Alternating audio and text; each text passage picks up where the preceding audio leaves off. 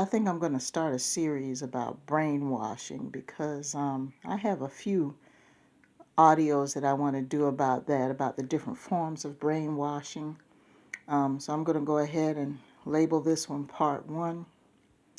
I'm going to illustrate different scenarios to which you could be brainwashed and what to do about it. Now, this might be a touchy subject for some people, and I'm sorry if it steps on some toes, but again, let me emphasize, this will be my disclaimer. This is a channel where we discuss psychological, emotional relationships in a conversational tone, which means this is unscripted. And I am addressing real-life situations based on experiences and encounters with people that I am associated with, related to, work for, and encounter on a daily basis. So, with that being said, I'll go ahead and introduce the first topic, and that is spiritual brainwashing. Yeah, actually, this could be a long one, but I'm not going to let it be long. I'm going to keep it as short as possible. A lot of us were raised up a certain way if we had a spiritual belief in a creator, regardless of whether we're Protestant, Catholic, Jewish, Muslim. It doesn't matter, non-denominational. Those of us who believed in a higher power, we went through certain rituals as a child involving our association, our membership in the facilities associated with those religions, and that's fine.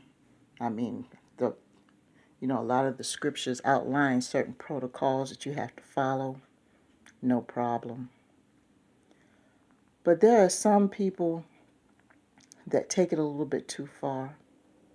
There are some organizations that take it a little bit too far. And when I say too far, I mean too far to the point where it's illegal, too far to the point where it involves criminal activity, and there's nothing religious about that. I mean, there's nothing spiritual about that at all. Those are cults, and I don't care if they've been around for 100. I don't care if that particular temple's been around for 150 years. If they are breaking the law and they are hurting people, causing them, and they're promoting criminal activity, they're a cult. And they do not have anything to do with the higher power of the universe at all. And they're created on the basis of power. What they do is they'll brainwash their believers into thinking, first of all, that the world is a horrible place. And second of all, that they shouldn't distance themselves from certain people that they were associated with coming up. These are all power tactics, people. They're power tactics. Don't get me wrong, I believe in rebirth of the spirit. I had a rebirth of the spirit. But there's a certain amount of common sense that we all need to have. See, we're all living in the same world. Even though our spirits are reborn, we're still in the same world. And we have to navigate accordingly. The only difference between the old you and the new you is that you're dealing with the same world in a different way. You see things a different way and you handle things a different way. But the world itself hadn't changed from the time that you changed. Not on that basis. And you have people that are in certain religions that will prey on people who are trying to figure it out. That they're not wholly, let me put it like, well, I'm kind of stuck right now. Anyway, they don't have a full sense of self. That's basically what I'm trying to say. They probably have some relationship issues with family members or romantic issues. They probably have some mental health issues, some physical issues, and they're not mentally competent. They have dependent personality disorders. Whatever the case may be, they could be in a place where they're trying to transition spiritually or physically or whatever the case may be. They're in a weakened state. They're not at 100%. And they wind up joining this organization. And what the organization does is the people who lead the organizations pick up that energy. And what they'll do is they'll gradually try to convince that person to do things that will be totally against their nature, in order for them just to feel that sense of belonging. And they'll make them think that what they're doing is to serve the Creator. This is what the Creator wants you to do. Case in point, I mentioned a while back in several videos, and I was talking about finances, about how some religious organizations want you to provide a tax return as a basis, as one of the criteria for membership, and how I thought that was a suspect thing to do. And as I said before, some people may not agree with it, but me personally, your financial business should not be broadcast to every single person who comes along. Those are your finances, and I believe that your finances should only be kept to the people who have a vested interest, participants in the acquisition of your finances. Other than that, you don't need to tell everybody. And that's just one of the things a lot of these organizations do. Also, they'll have you create, what they'll do is try to give you a sense of self where you feel that you're better than other people. I've seen this a lot. People belong to a certain organization and, they're stuck up, basically. They've become stuck up because their organization has led them to believe that they're better than everybody else. So they go out into the world thinking that they're better than everybody else. And on top of that, not only do they think they're better than everybody else, I mean, if you want to think you're better than everybody else, that's fine. Just leave people the hell alone. But these people will go ahead and they will infringe and impose themselves on other people, impose their beliefs on other people unsolicited. In other words, they're Badinskis. They're in your face about what's going on. And not only are they proud of whatever it is they're involved in, they're going to try to convince you to do what they're doing. And first of all, when you do that, in any case, whether it's religion or anything else, if you see somebody who is different than you and you get involved in something that you think is great, okay, go ahead and explain how great it is. But don't turn around and insult that person by trying to make them get involved with it when they haven't even asked you anything about it. Or try to get them to believe something that they weren't even thinking about. Because what you're doing is you're disrespecting their position. You're disrespecting that person when you do that. When you try to convince them to do something that they otherwise wouldn't even thought about. That really doesn't make that much of a difference in their lives. It doesn't affect their livelihood, and it has nothing to do with whether or not they live or die. It's not your place. But that's what a lot of these people in these so-called organizations are. See, what it is the power is being transferred. They're being manipulated by someone to think, okay, well, you need to do this, Like, let's take, for instance, fasting, okay? I have a detox cleanse ritual that I perform for 6 days every month and a half to 2 months. That's my thing, That's my personal thing. But I don't go around telling every person that I see, well, you need to do this and you need to do that, and this is the product and this is where you get it from. If they didn't ask me, I don't tell them. Because some people get sensitive about that. I remember a while back when I was much younger, I had a friend who had a cousin that came into town and we went to lunch. And the cousin was a Muslim. And for all of you who don't know, Muslims don't eat pork. That is part of their custom. They don't eat pork. That's just their preference. Me personally, right now, I eat it every now and again, but I don't eat it very often. But back then, it wasn't a big deal for me. Food was food. My diet wasn't as strict as it is now. I mean, I wasn't into detox or anything like that. So we go to lunch at this place, and this place has a varied menu. It's a tavern type food, American tavern type food. Sandwiches and apps and things like that.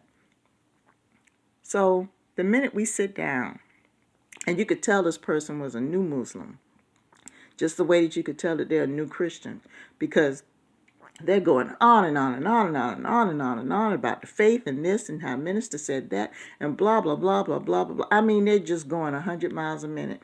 And, I've always been taught to respect people in that regard. And, I said to myself, it's good that this person, has decided to do this. It's good they're developing their spiritual awareness or whatever. I'm flexible when I'm dealing with people of other faiths and denominations. They believe in a higher power, call them a different name. We're all in the same boat as far as I'm concerned because he created all of us. So I'm not going to disrespect you. So we get ready to order the food. I'm thinking to myself, okay, I'll have a burger. But then he started to get a little arrogant. He started talking about the women's position, this, that, and the other. Now, mind you, I'm the only woman sitting at the table, And I'm saying to myself, okay. Now, back then I had a bit of a temper. But at this particular time I kept to myself because I didn't know this dude. He talked about how women need to submit and da-da-da-da-da. And he talked for a good 5 minutes. We had ordered an app, split the app. And they came back to place the order for the food. And I'm going to tell you how much of a smart ass I am. So I'm thinking to myself, I'm telling them, I think I'm going to get the such and such burger because they had like 12 different burgers that you could order. I think I'm going to get the such and such burger, the such and such burger. But boy, when he went into that tirade about how women need to do this and women need to do that and go into talking about how women are less than men and how they're less intelligent than men. Now, I'm thinking in the back of my mind, he doesn't know that I already had Muslim friends. So the way that he was carrying on and talking about women in a negative way, that really wasn't the way that he was supposed to be talking about women. He was trying to interject his feelings and cloak it under the faith. But see, he didn't know that I already had Muslim friends. And if they had seen him, they would have put him in check. He had gone a little bit too far about the women. And that started to get me aggravated. So when the waitress came back to the table and asked what everybody ordered, I said, oh, you know what? I think I'm going to have the triple-decker ham sandwich with some bacon. with some bacon. And, yeah, you know what? I think I'll have that. That sounds really good. Boy, my friend, and the fellow looked at me and said, I thought you were going to get the burger. I said, well, the conversation kind of made me change my mind. Needless to say, we went ahead and finished eating our food. But I sat there and I relished that sandwich. I enjoyed it. I took my time eating it. And every time I took a bite, I looked this dude in the face. I know, y'all like she's crazy. Yeah, there's a little bit of crazy in all of us. But see, that goes to show I was paying attention to what he had to say. But when he went too far with the sexist thing, I was like, okay, I'm going to fix this little red wagon. I said, screw the burger. I'm going to get myself a big old pork sandwich and sit there and enjoy it right in front of him. But sometimes you have to come up with creative ways of dealing with people. But this just goes to show that he was brainwashed by someone who claimed to be of the faith, but the problem is the person of the faith probably had good intentions of showing him the light, but that person didn't know that this guy had all these underlying issues before he joined the faith. I think sometimes you probably have to do a psychological evaluation needs to be done with some of these people before they join these religions. Because you don't know if they're abusers, you don't know if they're psychopaths or anything, and you're telling them to join your religion and they go out here representing you. And I just thought it was funny. But I mean, that's a case in point. When some people get brainwashed, they take it a little bit too far. And it's up to you to just let common sense kick in. Let common sense kick in. This fella had no clue that I had already had 2 Muslim brothers that were friends of mine. He didn't know. All he saw was a Protestant female. Didn't know who I was associated with and didn't know what was going on. And that's another one of my points. See, when people are brainwashed spiritually, they look at people in a derogatory way that is not involved in their spirituality sometimes. And that's being spiritually stuck up. And that's wrong. So just be careful. Use common sense everywhere you go. I mean, if you feel that need for belonging, whatever the case may be careful what organizations you join and what they're talking about. Because if it doesn't match the doctrine that you know of, then they're power tripping. And you got to be real careful. You can't be running around here like some robot. You can't. You can't let people just manipulate you because they want to be in charge of a bunch of people. I said a while back, I mentioned about the Jim Jones tragedy. A lot of those people, they didn't wake up one day and say, let's go to Guyana. It was a gradual process because he was a traveling preacher for a while and then eventually started developing a following very slowly through the 70s. And then by the time you looked up, he had all these people following him, and these were people that had regular jobs like you and me. Some of them had six-figure incomes. There were stories of people. If you want to Google it, Google the victims, Google the survivors of the Jim Jones cult. And when you go in there, you're going to start seeing all these different little stories that pop up. I think a couple of people wrote some books, but they came from different backgrounds. Some of them were bored housewives. Some of them were runaways. But the majority of them were working people just like you and me, who had lives, who had obligations. Some of them were doctors and lawyers, highly educated people. Some of them go into these cults. But because there was something that in their psyche that was not fulfilled, something that was lacking psychologically or emotionally, where they could not identify the level to which they're being brainwashed. When people are being brainwashed that easily, that means something is not complete inside. Something's not complete. And they're missing something. They're missing that sense of belonging. They're wanting to be associated with maybe they wanted the prestige of being with a large organization, because it was a huge organization at the time. You just don't know. You really don't know. So spiritual brainwashing is real, people. Watch out for it. Use wisdom. And just remember, it doesn't matter what denomination you're associated with. We all worship the same Creator. And we all have the same basic rules, even though they might be written differently, on how we should conduct ourselves on this earth and how we should treat other people. And that's the way I look at it, and that's the way it's going to be till the day I die. So that's why I have a lot of people that I associate with that come from different walks of life, and we don't have any problems with each other.